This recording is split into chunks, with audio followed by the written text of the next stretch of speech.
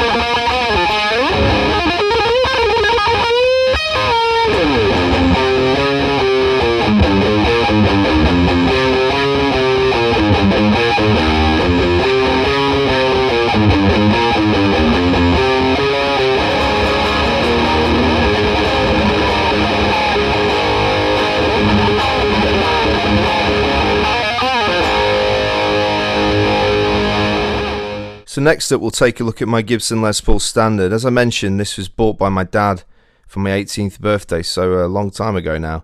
But I've used this on all the albums that I've recorded, so right from the Boom Boom Brotherhood, Set Your Heart for the Sun, through Paint No Fiction, my first solo album, through to the latest album, Who Feeds the Wolf. And yeah, it's just got a killer tone. It's got that classic Les Paul tone, you know, which I sent through to a Marshall. And yeah, it's an absolutely beautiful piece of kit. So yeah, let's take a look at the Gibson Les Paul Standard.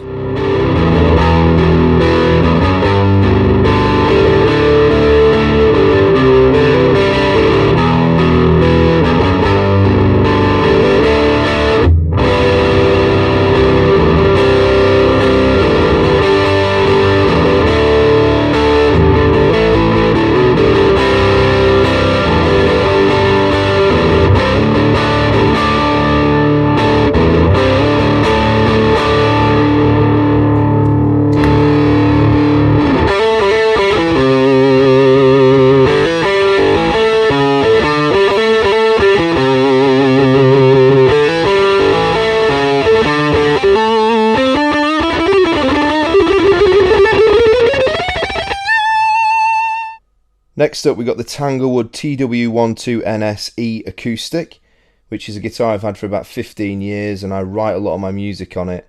It's been through thick and thin with me, you know, travelling down to London from Burnley where I grew up and playing open mic nights early on. I did a lot of rough venues with this guitar, and yeah, it's sort of my go-to guitar in terms of songwriting. I use medium strings on this one, whereas I use the heavier gauges on the electric guitars. But yeah, it's a really nice piece of kit, and I love playing it. I love strumming away whilst watching TV and coming up with song ideas. So yeah, let's listen to it in action.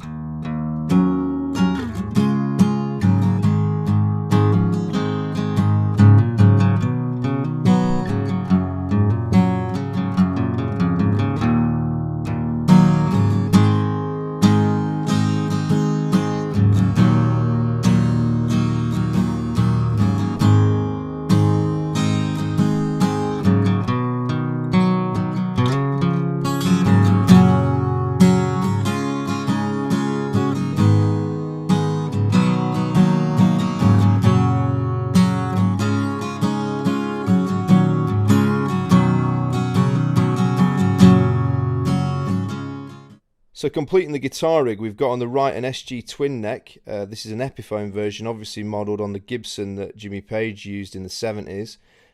Very famously on Stairway to Heaven when Zepp used to perform that live. I use this sporadically live. It's quite a tricky guitar to use. The 12 string is on the left, the 6 string on the right as you look at it. It's just really heavy, so you tend to have a bit of a bad back when you've used this bad boy live. And then on the left, we've got a Les Paul Tribute that I bought maybe 3 years ago now. I use this a lot whilst touring over the last 2 or 3 years. It's been all across Europe with me. It's a brilliant guitar, lovely P90s in this one. A very different tone to my Les Paul Standard, which has got humbuckers in it. But yeah, I really do like this guitar, and it was only 300 quid, so what an absolute bargain on eBay. So next up we've got amplifiers. Now my main rig is actually this JCM 2000 DSL, which I've had for quite a few years. JCM 2000, and I've used various other amps over the years, but this is the one that I always return to. It's just a classic DSL sound, so you've got 3 ECC 83s, 1 balanced ECC 83 for the phase inverter, and 4 of those mighty EL34 matched power valves. And yeah, I've used this at so many shows over the years, whether it be Ramblin' Man, Blues Fest, big high profile stuff. And it's great because when I go abroad and I need to rent equipment, there's usually a JCM 2000 around that you can get hold of. So yeah, it's my favourite amp. I've used it for many years. I had it about a week and blew it up by pouring coffee into the top of it. So that was a lesson learned when I was about 20. It's very stupid. Left a cup of coffee on top and the mighty sound of the Marshall tipped it over and blew it up. Never done it since. In terms of backup amplifiers, I've got this little DSL 40 which I use mainly to practice with at home and for club gigs as well when I'm on tour, when perhaps the full might of the Marshall stack is a little bit too much for that. So yeah, I love the DSL 40. It's great because you can really crank it and get those valves cooking. And yeah, it sounds amazing with the AMGs on the Wylde audio. So yeah, it's a really nice little amplifier. Highly recommended. This is actually my second one of these. I had another one which I used for years, and I sold it about a year and a half ago. It was sad to go. I shouldn't have sold that amp. But yeah, DSL 40, great little amp. Now on to pedals. Now I think I've got a relatively simple pedal board in comparison to some guitarists whose boards look a little bit like spaceships. But anyway, let's run through it. So on the far left, you've got the Micro Pog, which is a pedal I don't use that much on live shows. It's used on the intro to Justified and Lucky Man, both tracks off the new album Who Feeds the Wolf. It's the sort of thing where if you add it on too much, basically everything starts sounding like Rival Sons, so you've got to use it a little bit more sparingly. Along the bottom row, you'll see the Black Label Chorus and the MXR Wylde Overdrive. Now, most people will know I'm a massive Zakk Wylde fan, and those two pedals basically give me a little bit of his tone in my setup. I use the Wylde Overdrive predominantly on guitar solos just to give it a bit more meat. Same with the chorus as well, which gives a bit of definition to those solos. On the far right hand side, you'll see a Zakk Wylde wah as well. I hardly use that at all on live shows, but you know, it's one of those things where you can knock it in a little bit. I use it for a track called Wake Up in the Jam, and it gives a little bit of a different texture. In between the Wylde Overdrive and the Wylde wah, you've got the equalizer pedal, which actually I run. It's on pretty much constantly when I'm playing live gigs. It just gives a little bit of definition to the riffs and sort of brings out more of a higher end. That's really what I've got it set up for. On the top row, I've got the Deep Blue Delay, which is an amazing pedal I got a couple of years ago. I'm actually endorsed by Mad Professor, and they're a brilliant company to work with. I came across that pedal actually through Mark Ford from the Black Crows, who was using one, and I thought, wow, I need to get hold of something that recreates that tone. So I got in touch with Mad Professor, and they were great. They sent me a couple of those pedals, and I used them sometimes on guitar solos, just at the tail end of solos actually, just to give a bit of a sort of ambience. I use it on tracks like the slower stuff, I guess, like the River Cries, which is on the Boom Boom Brotherhood record. And next to that, we've got the flanger. I use that heavily on a track called Wake Up, which we put in the middle of the sets, and it's a bit of a jam track, and it gives you that sort of Grateful Dead-y, spacey sound. And then the most important thing, far left-hand side, chromatic tuner. What would I do without a chromatic tuner? Probably not much. So yeah, that's my board. and it's powered by the Voodoo Labs power bank, which you can see underneath the flanger and deep blue delay. So let's hear it in action.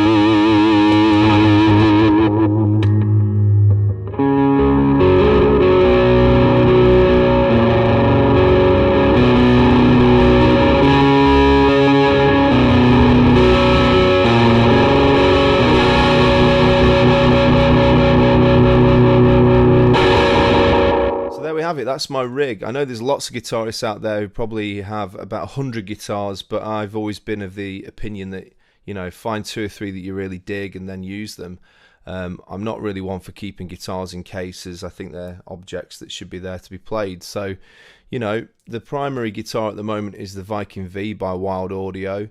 I think it's really great that Zach's launched his own guitar line. I think they're really cool. Some of the designs are completely zany, and I know they're not to everybody's taste. They're a bit Marmite, but I absolutely love them. Love the tone. We've just been doing some recording using those guitars, and they're great in the studio. But, you know, I'm a big Les Paul fan. I'll always be a Les Paul fan. My heroes when I was growing up, Jimmy Page and Slash, you know, they continue to influence me today. I got my Gibson Les Paul when I was 18, and, you know, I worked as a gardener saving up for that for about a year. And, you know, I treasure that piece of equipment, and that's, you know, a key part of my rig to this day. People also ask me quite a lot about guitar strings. So just before I sign off, I thought I'd share the strings that I use. There we go. Skinny top, heavy bottom, Ernie Ball. And I've used these strings for, I don't know how long, a very long time. And in terms of guitar picks, I use these Herco nylon heavy gauge guitar picks that I have to order off eBay and try and get hold of because you can't get them so easily anymore. But these are the guitar picks that Jimmy Page used in the 70s, so they sound pretty good to me. So this has been Jack J Hutchinson. It's been really great sharing my equipment with you, and yeah, go and check out my new album Who Feeds a Wolf, and keep on rocking. Take it easy.